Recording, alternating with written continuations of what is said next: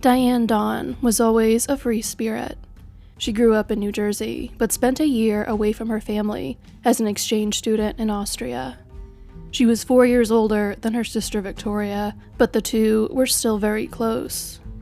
Because of her year abroad, Diane completed her final year of high school a year late, meaning that her and Victoria's high school careers overlapped for a year. While Diane would help Victoria learn things like music and foreign languages, during that year she also helped her skip school so that they could go skiing together. She was an accomplished musician who was skilled at playing the violin. Victoria moved to California, which separated her from Diane for several years, but Diane eventually followed, moving to California to be near her sister again. In 1988, 29-year-old Diane was living in an apartment complex on Graves Avenue in Santee, California, with her 2-year-old son, Mark. Mark and Victoria's daughter, Christine, had been born only a few months apart from one another, and Diane and Victoria spent as much time together as they could with their children. Diane worked for the San Diego Transit Corporation, where she had become their first female radio repair technician. Diane failed to report to work on Monday, May 2nd, 1988. One of Diane's co-workers therefore went over to her apartment to check on her. When they entered the apartment, they found Diane deceased in a back room. She had been stabbed in the chest, and it would later be determined that she had also been bludgeoned. She was nude, but an examination of her body did not find any signs that she had been sexually assaulted. Diane's young son was found wandering in a nearby area of the apartment complex, thankfully unharmed. The San Diego County Sheriff's Department did not find any signs of forced entry into Diane's apartment, nor did they find a motive for anyone to want to kill Diane. Diane's son Mark was adopted by a family friend and grew up with 2 older brothers. He remained close with his birth mother's family and regularly saw his aunt, cousins, and grandparents. Even with a loving adoptive family and a strong relationship with his biological family, Mark still sometimes felt alone as he grew up, knowing he had lost his mother. As years passed without a resolution to Diane's case, her family began losing hope. "I didn't think anything was ever going to come of this. I thought I, myself, was going to go to my grave, not knowing," Diane's sister Victoria would tearfully say years later. Investigators did not forget about Diane's case and tried to use new technology to solve it as it became available to them. Scrapings from under Diane's fingernails had been preserved, and in late 2000, they were tested in hopes of developing a DNA profile of Diane's killer. A profile was developed, but when it was uploaded to a national criminal database, no match was found. A hair follicle had also been found in Diane's hand, and a new technology was used to process it in the summer of 2010. However, when a DNA profile was developed, there was still no match to it in any database. Authorities then turned to genetic genealogy as a possible avenue for finally solving the case in May of 2020. The San Diego County Sheriff's Department utilized genealogy databases that give users the option of making their DNA profiles available for comparison to law enforcement. Close relatives of the killer were not in the database, which meant the process was very labor-intensive for investigators, as they created family trees of his more distant relatives, trying to identify him. Investigators contacted numerous individuals they believed to be distantly related to the killer, asking for information about their family histories, and ultimately constructed 9 family trees containing over 1,300 people related to the killer either by blood or marriage. The massive and detailed effort did eventually identify a potential suspect, but he had passed away since the murder. His children agreed to provide samples of their DNA. Testing on these samples confirmed that their father was the individual whose DNA was found under Diane's nails and in her hand. On March 16, 2022, authorities announced the identity of the suspect, Warren Robertson. Robertson, along with his wife and several other relatives, had lived in the same apartment complex as Diane in 1988. Authorities have not been able to determine if he and Diane knew each other prior to the murder. They both enjoyed racing and attended local stock car races at the nearby El Cajon Speedway. Robertson was never a suspect in the case prior to his DNA being matched to the DNA from the crime scene, thanks to genetic genealogy. He was not mentioned in any reports from the initial investigation, and he does not appear to have been questioned in the initial canvassing of the apartment complex in 1988. Robertson was a native of Arkansas. He worked as a tow truck driver at the time of Diane's murder. He did have a criminal record, but only for low-level property crimes, not for any other violent offenses. Robertson and his family moved away from the apartment complex shortly after Diane was killed to Lakeside, California. They then moved again the following year, this time to Indiana. Robertson died in a house fire there in 1999 at the age of 39. At the press conference announcing Robertson's identification, Diane's sister recounted memories of her beloved sister and thanked members of law enforcement for never giving up on the case. She said that the day she learned a suspect had finally been identified was the best day of her life, aside from the days her children were born. Diane's now adult son Mark provided a video statement played at the press conference. While he was too young at the time of her death to have many strong memories of his mother, he stated that everyone who had ever spoken to him about his mother told him how good of a person she was. He likes to think he inherited those positive traits from her, and tries to be a good person, to be like his mother. The answers that my family received, it's closure, and closure is everything, even after so much time has passed, Mark said in the video. And now I have a story to tell the world, and tell people who cross my path.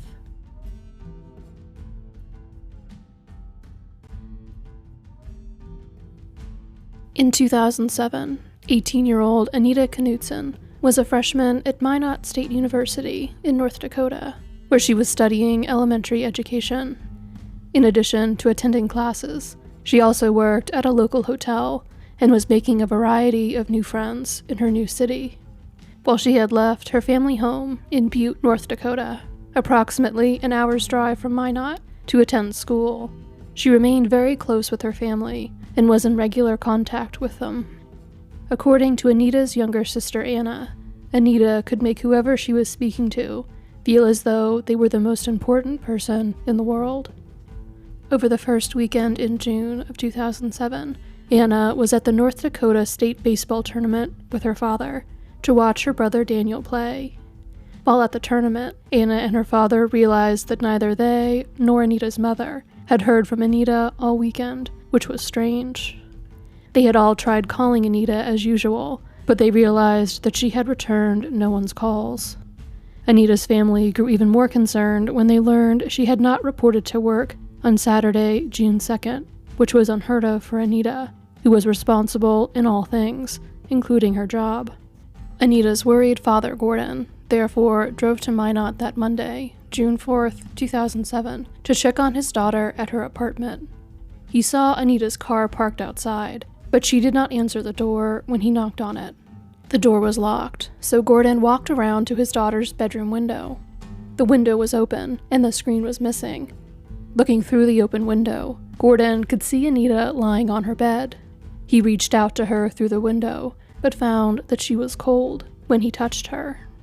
Gordon then rushed to find Anita's landlord, and he was ultimately able to convince her to open the door to the apartment using her copy of the key. When he finally got inside and to Anita, he confirmed that his daughter was dead. Anita had been stabbed twice in the chest. A pocket knife with dried blood on it was found in the apartment. Some reports state that the knife was found in a bathroom sink, but a later affidavit of probable cause states that it was found on Anita's bed. Anita's valuables, including cash, her laptop, digital camera, and cell phone, were all still in the apartment. Examination of her body found no signs of sexual assault. Anita's time of death was placed in the early morning hours of Sunday, June 3rd. Analysis of Anita's phone showed that she had been texting a friend just before 5 a.m. The friend sent Anita a text message at 4:43 a.m., and Anita responded to it at 4:48. The friend sent another text at 4:53. According to cell phone records, Anita never read that text message, and she made no further communications using the phone. This raised a lot of questions about Anita's whereabouts on Saturday, and why she had abruptly stopped speaking to her family and inexplicably skipped her shift at work. Investigators interviewed numerous individuals, some of whom knew Anita, and some of whom had connections to the area where she lived, but could not locate enough evidence to make an arrest in the case. Billboards were put up throughout the area asking for tips, but did not result in critical information being reported. Years passed, and the case went cold. Anita's death was devastating for her family. Her brother Daniel, in particular, struggled with Anita's death and was never the same after her murder. He took his own life in April of 2013, at the age of 22. What haunts me the most about the death of my sister is that whoever killed her also took the life of my brother that very day. After she was killed, he was never the same. I just don't think this person, or monster, knew the pain he would cause our family and friends, Anita's sister Anna would later tell Dateline. It would be nearly 15 years before a suspect was charged in Anita's case. On March 16, 2022, Minot Police Chief John Klug announced at a press conference that an arrest had been made in the case that afternoon. At 3:25 p.m., 34-year-old Nicole Rice had been taken into custody without incident at Minot Air Force Base, where she was employed in a civilian position. She was being charged with murder in connection to Anita's death. Chief Klug attributed the new momentum in the case to the television show Cold Justice, which had recently come to Minot to look into Anita's murder. The program follows former prosecutor Kelly Siegler as she brings investigators to police departments around the country to assist them with their investigations into cold cases. A lack of staffing and resources had prevented Anita's case from receiving the detailed attention Chief Klug felt it deserved in the previous few years. Chief Klug said at the press conference, "Although most of the detectives who worked the original scene and investigation have retired, we have not forgotten about this case. We tried to actively investigate Anita's case for the past few years, and finally, with the help of Cold Justice, we were able to move forward and regain focus. Due to the resources, logistics, planning, and experts they were able to provide, we were able to obtain an arrest warrant." Nicole Rice had gotten married in the years since Anita was murdered. In 2007, she was still using her maiden name of Thomas. She was also Anita's roommate. This had made her a person of interest from the early days of the investigation, but authorities did not have enough evidence to charge her. According to Chief Klug, only a few new details had come to light during the more recent investigation, and the arrest was made largely due to a detailed examination of the facts of the case and the information already available to investigators. Chief Klug did not disclose the evidence against Nicole Rice at the press conference, but some of it was detailed in the affidavit of probable cause filed on the day of her arrest. A major detail that had pointed to Nicole's involvement in the case from the very beginning was the fact that the door to the apartment she shared with Anita was locked when Anita's father discovered her body.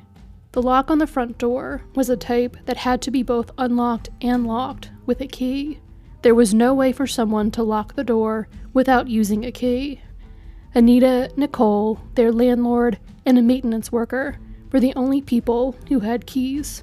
Anita's key was still with her belongings inside, and the other three individuals were investigated. The screen to the window in Anita's bedroom had been slashed and then removed from the window, which was left open. This allowed Anita's father to be able to reach inside the apartment and touch Anita's body when he came to check on her. However, while the screen may have been removed and the window left open, to make it appear as though someone had entered and left the apartment through the window rather than the door, evidence inside Anita's room showed that this was not the case. 2 fabric bins, overflowing with items, were located right below the window and had not been disturbed. There were no shoe prints or scuff marks near the window. dust and cobwebs in the window were not disturbed, and the aluminum seam of the window showed no signs of it being bent under someone's weight. Nicole and Anita were roommates, but they did not get along. According to the affidavit, friends characterized Anita as kind, friendly, and likable, whereas they described Nicole as hot-tempered and reactionary. This led to tension between the roommates. Nicole told police after Anita was killed that she and Anita were best friends, and that she had never complained about Anita to anyone. Numerous witnesses contradicted these statements. Furthermore, a friend reported that shortly before the murder, they heard Nicole tell Anita, "One way or another, I'm going to get you out of this house." Nicole was not home when Anita's body was found, and she told police that she had an alibi for the time of the murder. She claimed to have been at her family's farm since 7 p.m. on the night of Saturday, June 2nd. However, a witness reported being with Nicole in a bar in Russo on the evening of June 2nd into the early morning hours of June 3rd. As they were leaving the bar, Nicole told the witness that she was going back to her apartment in Minot to get some clothes. Following the murder, Nicole gave this witness several different stories and described Anita in derogatory terms using foul language. The same witness reported that Nicole told her details about the crime scene. These details should not have been known to Nicole. Nicole and her father have given accounts in which they both claim Nicole was at the farm from 7 p.m. on June 2nd onward. However, according to the affidavit, in their various statements to investigators, their various stories have changed and have been inconsistent and contradictory of each other, although the affidavit does not go into detail about these inconsistencies and contradictions. Investigators had long been aware of rumors that Nicole had admitted to the murder to someone, but they were not aware of who had heard the admission firsthand. In March of 2022, they identified that individual as William May. William had dated Nicole for several months in either 2008 or 2009. According to William, Nicole had attended a house party thrown by him and his roommates. Anita's murder came up, and some people began discussing theories about who the murderer could be. In response, Nicole became what William described as belligerently drunk. When they were going to bed, Nicole told William that she did it. He tried to get her to admit to the murder in more detail later when she was sober, but she would just become angry at the mention of the crime. Nicole Rice's first court appearance was made on March 17th, with Nicole appearing via video call from the Ward County Detention Center. The state argued that her bond should be set at $1 million, and her defense argued that such a high amount was not necessary because she was not a flight risk. The judge ultimately set her bond at $120,000 cash or $250,000 surety. She was able to post it by that evening. Nicole Rice is next due in court on April 21st for her preliminary hearing and arraignment. If convicted of the charges against her, she could be sentenced to life in prison without parole.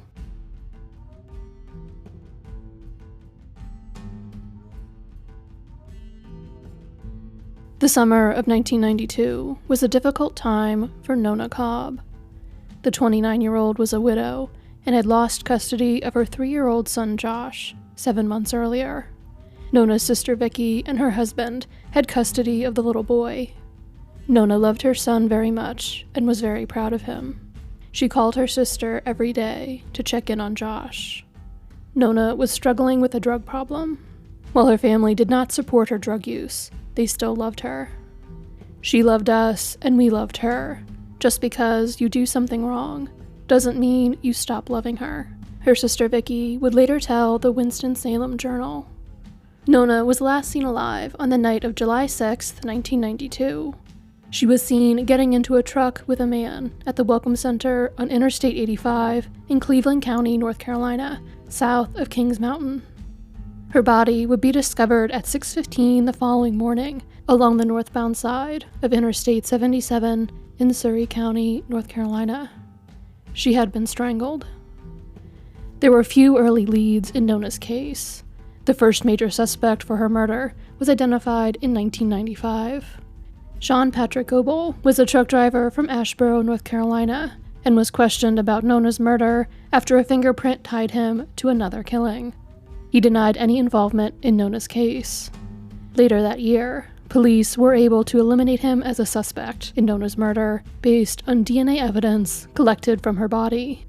Goebel was later convicted of killing 3 other women and is currently serving 2 life sentences plus 14 years in prison. Years later, it would be that same DNA evidence that would lead to investigators finally being able to make an arrest in Nona's case. In April of 2021, special agents from the State Bureau of Investigation's Cold Case Investigation Unit and investigators from the Surrey County Sheriff's Office began re-examining the physical evidence in the case. Still unable to find a match to the DNA from Nona's body, they began working with Dr. Colleen Fitzpatrick, the founder of Identifiers International. This effort ultimately led to the identification of a suspect in the case. On March 15, 2022, almost 30 years after Nona was killed, 71-year-old Warren Luther Alexander was arrested in Diamond Head, Mississippi, and charged with her murder. He is currently being held at the Hancock County Jail, awaiting his extradition to North Carolina to face the charges. The investigation is ongoing, and authorities are not releasing any further information at this time. They are also investigating the possibility that Alexander is also responsible for other murders.